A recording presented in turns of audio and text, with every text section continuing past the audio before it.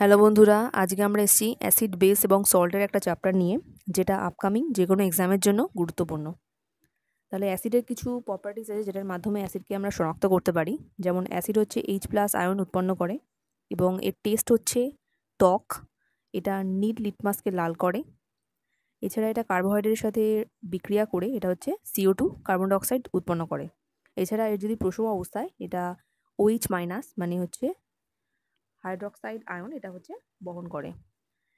এবং এর স্ট্রেংথ অনুযায়ী একে দুভাগে ভাগ করা হয়, একটা হচ্ছে স্ট্রং অ্যাসিড, একটা হচ্ছে উইক অ্যাসিড। স্ট্রং অ্যাসিড হচ্ছে যেটা অ্যাকোয়াস সলিউশনে যেটা পুরোপুরি দ্রবণীয় হয় তাকে বলা স্ট্রং অ্যাসিড, যেমন nitric acid, hydrochloric acid, sulphuric acid.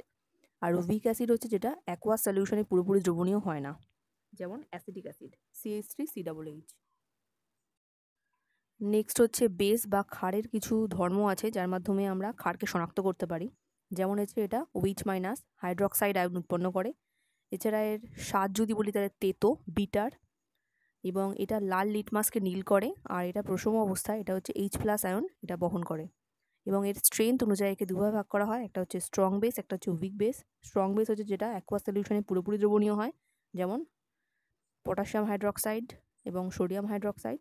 আর যারা পুরোপুরি দ্রবণীয় হয় না অ্যাকোয়াস সলিউশনে তাকে বলা হচ্ছে উইক বেস, যেমন অ্যামোনিয়াম হাইড্রক্সাইড।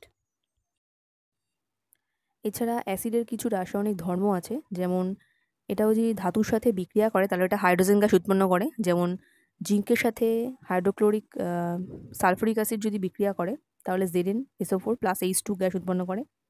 এবং অ্যাসিডের সাথে যদি ক্ষার বিক্রিয়া করে তাহলে হচ্ছে লবণ এবং জল উৎপন্ন করে। যেমন NaOH + HCl এর সাথে বিক্রিয়া করে NaCl + H2 উৎপন্ন করে। এবং এটা যদি কার্বনেটের সাথে বিক্রিয়া করে তাহলে কী হয়, কার্বন ডাইঅক্সাইড উৎপন্ন করে। যেমন সোডিয়াম বাইকার্বনের সাথে বিক্রিয়া করে এটা হচ্ছে কী করে, NaCl + H2O + CO2। এছাড়া বেসের কিছু প্রপার্টিস যে রাসায়নিক ধর্ম আছে, যেমন এটা মেটালের সাথে বিক্রিয়া করে এটাও হাইড্রোজেন গ্যাস উৎপন্ন করে। যেমন NaOH + Zn এটা হচ্ছে Na2ZnO2 + হাইড্রোজেন গ্যাস, এবং এটাও অ্যাসিডের সাথে বিক্রিয়া করে লবণ এবং জল উৎপন্ন করে। এছাড়া আরও কিছু আছে, যেমন ব্লিচিং পাউডার, এর সংকেত হচ্ছে CaOCl তার হোল 2।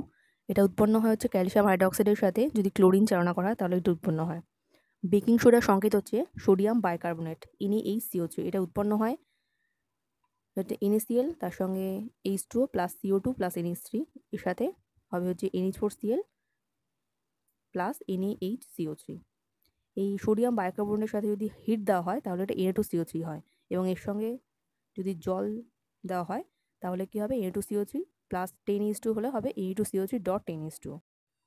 প্লাস্টার অফ প্যারিসের সংকেত হচ্ছে CaSO4.12H2O। আর pH এর রেঞ্জ হচ্ছে 0 থেকে 14। 0 থেকে 7 হচ্ছে অ্যাসিড, 7 হচ্ছে নিউট্রাল এবং 7 থেকে 14 হচ্ছে বেস।